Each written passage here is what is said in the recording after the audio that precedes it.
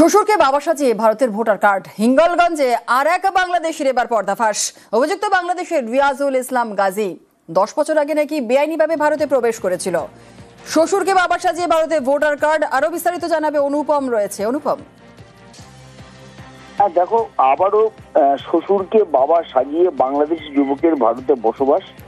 এখানে এই যে হিঙ্গলগঞ্জের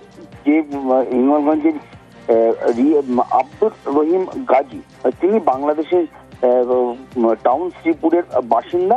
তিনি বেশ 8 থেকে 10 বছর আগে তিনি ভারতে আসে, অবৈধভাবে হিঙ্গলগঞ্জের সীমান্ত পার হয়ে আসে এবং রিয়াজুল ইসলাম গাজী নামে এক ব্যক্তির বাড়িতে পয়সার বিনিময়ে তিনি থাকা শুরু করেন এবং পরবর্তীতে সেই রিয়াজুল গাজীর স্ত্রী মেয়ের সঙ্গে তার বিয়ে হয় এবং বিবাহর পরে রিয়াজুল। বেশ, ধন্যবাদ। শ্বশুরকে বাবা সাজিয়ে নাম তুলেছে? না, বাবা তো বুঝতো না, বাবা তো বুঝতো না। বাবা একটু মাথার খারাপ ছিল, তো বাবা মারা গেছে। রিয়াজুল ইসলাম গাজী আপনার স্বামী বাংলাদেশে কোথায় বাড়ি? এনাদের টাউন শ্রীপুরে বাড়ি। বাংলাদেশে কোথায়? টাউন শ্রীপুর। আমি অনেক বছর আগে আমার আসলে তখন তো ভোটার করিনি, তারা ভোটার তখন ছিল। আমার স্বামীর বলে কোনো দোষ না বলে। হ্যাঁ, আমার বাবা। আর এই খবর সামনে আসতেই কমিশন ব্যবস্থা নিক দাবি পঞ্চায়েত প্রধানের।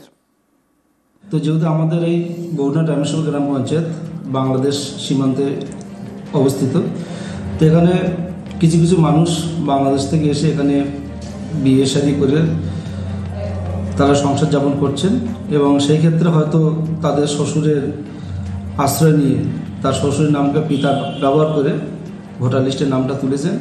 তো এটা যদি সত্য ঘটনা হয় তাহলে নির্বাচন কমিশন তা তদন্ত করুক, তদন্ত করে তার ভোটার লিস্ট ক্যান্সেল করুক এবং তার বিরুদ্ধে যে প্রয়োজনীয় পদক্ষেপ সেটা নির্বাচন কমিশন নিক।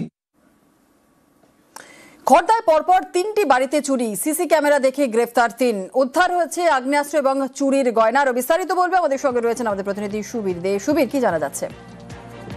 দেখো, গত 26 তারিখ খড়দহ বিধানসভার অন্তর্গত রামকৃষ্ণ পার্ক এলাকাতে পরপর 3টি বাড়িতে দুঃসাহসিক চুরির ঘটনা ঘটে এবং এই ঘটনার পরে কিন্তু রওরা থানায় অভিযোগ দায়ের করা হয় এবং এলাকার যে সিসিটিভি ফুটেজ, সেই ফুটেজে দেখা যাচ্ছে দুষ্কৃতীরা কিন্তু সেখানে যাচ্ছে বা মুখ ঢেকে সেই বাড়িতে ঢুকে কিন্তু এই চুরির ঘটনা ঘটাচ্ছে এবং তারপরে কিন্তু পুলিশ তদন্ত শুরু করে এবং তদন্ত শুরু করে টিটাগড় থানার অন্তর্গত গোল পার্ক এলাকা থেকে অভিযুক্ত মোহাম্মদ করিম ওরফে বরফি এবং মোহাম্মদ আসিফ, এই দুজন দুষ্কৃতীকে কিন্তু আগ্নেয়াস্ত্র এবং গুলি সহ পুলিশ গ্রেপ্তার করেছে এবং তাদের থেকে চুরি যাওয়া সোনার গহনা কিন্তু রওরা থানা পুলিশ উদ্ধার করেছে এবং আজকে এই 2 অভিযুক্তকে বারাকপুর আদালতে পাঠানো হবে। বেশ, ধন্যবাদ।